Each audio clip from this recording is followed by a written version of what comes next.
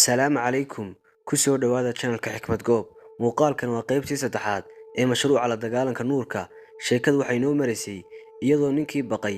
oo walwalay oo garwaaqsaday inay jirto cid og talaabo kasta oo ay qaadaan oo subaxii dambe dalbaday wastaad sawir ku xaniba daaqadaha gurigiisa wuxuu yiri waxaan ka cawday inaan ku noolaan karin cabsi joogto ah Paul wuxuu igu qanciyay oo igu dajiyay in ay dhawaan dalka ay keeni doonaan ciidan difaacadana hayaga iyo wakiilada qarsoon ee noo adeega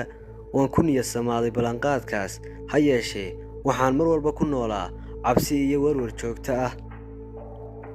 markasta oo qof islaamo waxaan dareemi jiray naxdin sidii uu og yahay arrimaha aan faraha kula jiro qof kasta oo aqoon u leh akhrinta wajiyada ayaa sawiran karayay hawlaha aan wado si aanay taasi u dhicin mar kaliya indhaha ma siin jirin cidna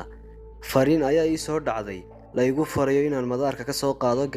gabadhu maaha mid ka tirsan ururka laakiin waxay igu sheegeen in ay tahay kuwa taabacsan mabaadiida aanu aaminsanahay sidii baan yeelay subaxii ayaan soo qaaday gabadh xijaaban oo ay ka muuqato dhowrsanaan waxa isku kay qaban weyday muuqeeda iyo waxa la iga sheegay waxaan ka warsaday sababta ay dalka u timid waxay ii sheegtay in ay ka qayb galayso kulan samafal ah iyadoo ay soo casuutay hay'ad ka mid ah kuwa qaramada midoobay kulankii ayaa ka qayb gashay iyadoo aan u fahmay in la doonayo in ay hablaha tusaale u noqoto kulamo hoose ayaa lagu sii baleemiyay in ay la qaadato hablo gaar ah wuxuu yiri markii hawlaheedii dhamaysatay ayaanu habeenkii casho la qaadanay islaan cad oo madax ka ah hay'adda iyadoo dhaqankeedii bedeshay ayay farxad isku qaabileen islaantii anigu waan daawanayaa sida iskula jaan qaadeen waxaase madax wareer ka qaaday oo igu weynaatay waxa afkeeda ka soo baxay gabadhii si toos ah ay afka ugu ballaarisay iyadoo islaantii ku leh aan ku bushaareeyo islaantii ayaa ku halcelisay iga farxi waxay tiri ku bushaareyso hadda kadib jiilkani khatar inaguma aha waxay sii raacisay in hayso oo ay farta ka saarayso xogtii laga ururiyay internetka oo cadeynaysa in ay kor u kacday ilaa xad dhalinyarta daawata filimada xun iyo waxay ku magacooday porno fajiciso ayaa igu dhacday oo waxaan garwaaqsaday in jiil dhan nuurkii qalbiga ay madoobeysay daawashada xumaanta iyo sinada lagu faafiyay internetka Kenya ayaanu isku raacnay subaxii xigay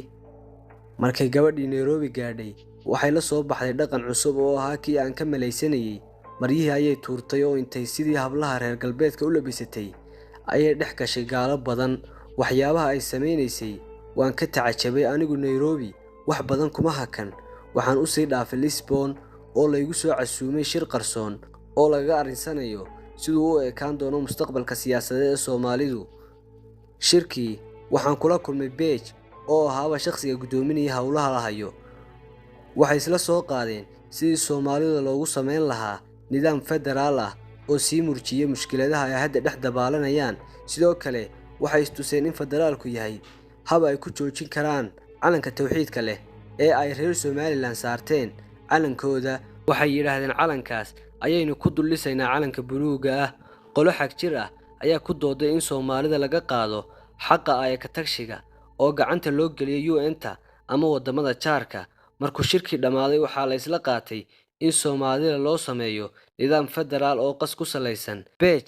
ayaa si gooni ah ugu sheegay in ay meel dhigteen go'aanka ah in Soomaalida laga ilaaliyo laba mid in ay Soomaalidu isku maamusho shariicada Islaamka